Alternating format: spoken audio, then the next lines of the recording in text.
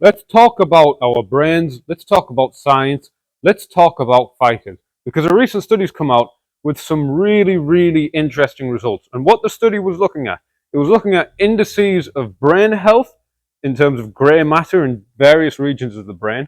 And it was looking at neuropsychiatric symptoms, things like processing speed, impulsiveness, such, and a bit of cognitive performance. It looked at 212 fighters, and it was trying to find the relationship between win-loss records and these neuropsychiatric symptoms and decreases in brain volume in all these different places in the brain.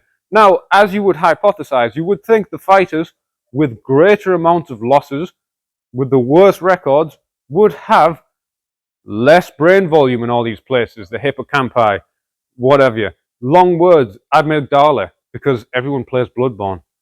Oh, amygdala. But all these different brain regions, you would think that the fighters with more losses have lower brain volume in these regions. You would think that the fighters with more losses would have more neuropsychiatric symptoms like impulsiveness, slower processing speed, decision making, what have you.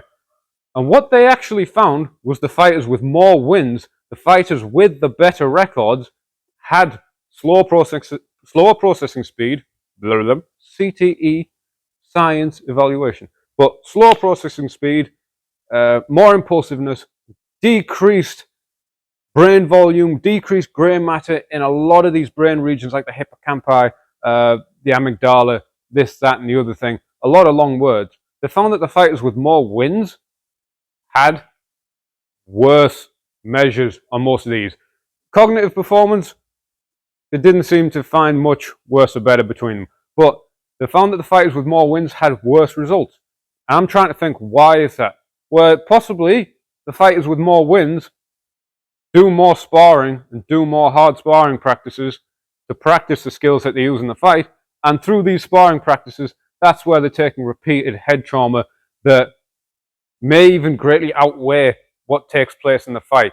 Perhaps it is what happens in the fight. Perhaps the fighters with greater amounts of wins have a better chin, have a better heart, have a better aptitude for fighting through difficult situations and taking shots, which means that they might take more shots that other people would have went down to and given up at. Maybe they take these shots and then they just go through them, and then they'll take more shots in a given fight.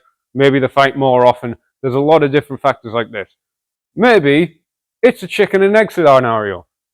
Maybe the fighters with better winning records just start out with shittier brains, because maybe that's what you need to get into MMA, a rubbish brain. But I highly doubt that.